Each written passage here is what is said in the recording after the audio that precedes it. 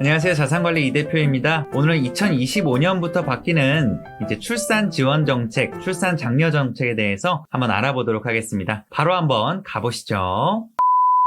최근 9년 만에 우리나라의 출산율이 반등했다라고 하는 좋은 기사가 하나 있었습니다. 우리나라 인구 양극화가 되게 심하잖아요. 의료기술 발달로 인해서 고령층은 많고 출산율은 저조하다 보니까 부양해야 되는 인구들은 많아지고 실제 경제활동을 할 수 있는 인구들은 많이 없는 게 현실인데요. 자산관리하는 사람 입장에서 사실 이런 인구 구조가 나라 정책 기금들이 금방 고갈될 수 있는 우려가 되기 때문에 좀 염려이긴 합니다. 그래서 정부에서도 이런 출산에 대한 부분들을 좀 더 장려하고 좀 더 활성화를 하려고 노력하고 있는 것 같습니다. 어찌되었건 2025년도부터 바뀌는 출산 정책에 대해서 하나씩 한번 안내해 드릴 테니까 끝까지 영상 시청해 주십시오. 2025년도부터는 첫만남 이용권이라고 해서 출산 지원금이 첫째 아이는 200만 원, 둘째 아이는 300만 원 이렇게 각각 100만 원 정도씩 인상이 되었고요. 셋째 아이부터는 500만 원 정도의 지원금이 지급이 된다고 합니다. 이걸 어디서 신청해야 되는지 궁금하실 텐데요. 출산하시고 나서 가까운 주민센터를 방문 주시거나 아니면 온라인 신청은 정부 24나 복지로 등의 사이트에서 가능합니다. 신청하실 때는 출생신고서 그리고 신분증, 가족관계증명서 등의 서류들이 필요하니까 미리 지참하셔서 놓치지 않게 해주시고요. 보통은 아이 낳고 한 번에 원스톱으로 다 하는 경우들이 많으니까 너무 염려는 안 하셔도 될 것 같습니다. 신청하시게 되면 아마 보유하고 계시는 국민행복카드를 통해서 포인트 형태로 지급이 되실 거예요. 국민행복카드 같은 경우에는 임신을 하시게 되면 임신하는 기간 동안 산부인과 진료라든지 이런 것들을 보실 때 아마 쓰시기 때문에 이미 발급은 받으신 상태이실 거예요.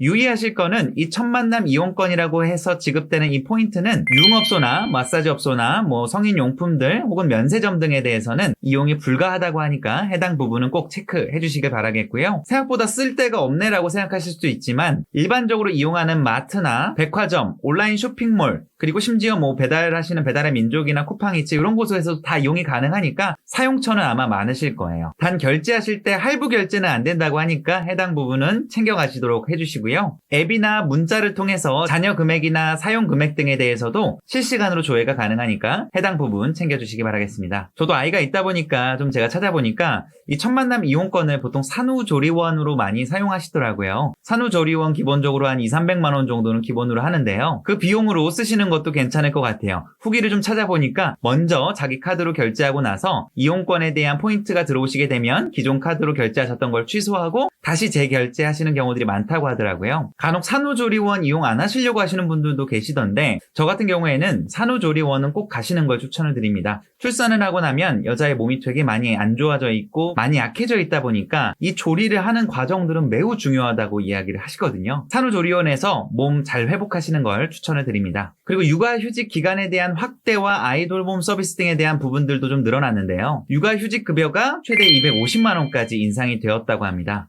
예를 들어서 혼자 육아휴직을 하게 되면 연 최대 2,310만 원, 부부가 같이 육아휴직을 하면 연 최대 5,920만 원 정도를 받으실 수가 있다고 합니다. 그리고 이 이외에도 잘 아시는 아동수당이나 양육수당 등이 있죠. 24개월 미만 같은 경우에는 예전에는 그냥 양육수당으로 통합해서 운용이 됐었는데 지금은 부모급여라는 걸로 명칭이 좀 변경이 되었어요. 그래서 만 0세까지 이제 12개월 정도까지는 100만 원을 지급하게 바뀌었고요. 24개월 정도까지는 50만 원 정도 주는 걸로 각각 인상이 소폭되었습니다. 그리고 24개월 이후부터는 양육수당이라는 걸 받으실 수가 있는데요. 월 10만 원 정도까지 86개월까지 받으실 수 있습니다. 당연히 유치원이나 어린이집 등을 안 보내는 경우들에 대해서 받으실 수가 있는 거고 보통은 유치원이나 어린이집을 많이 보내시기 때문에 해당 부분은 그런 식으로 사용이 된다라고 이해해 주시면 좋을 것 같아요. 아동수당은 만 8세 정도까지 10만 원 정도씩 지급이 됩니다. 참고로 제가 이제 돈에 대한 공부를 많이 시켜드리고 자산에 대한 관리를 하다 보니까 이 양육수당이 말 그대로 그냥 꽁돈처럼 느껴지셔서 사용하시는 분도 있는데요. 저는 가급적이면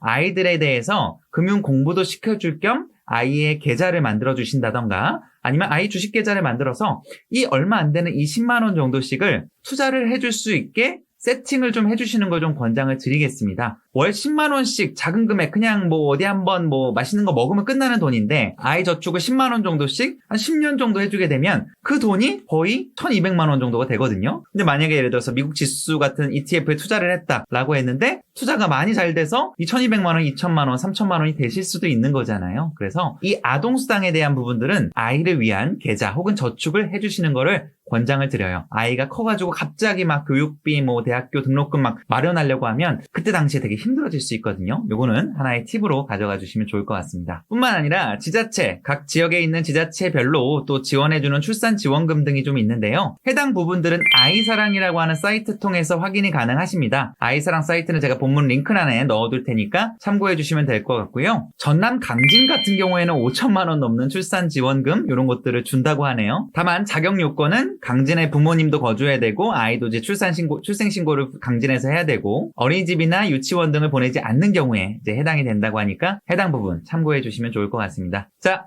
정리 한번 해볼까요?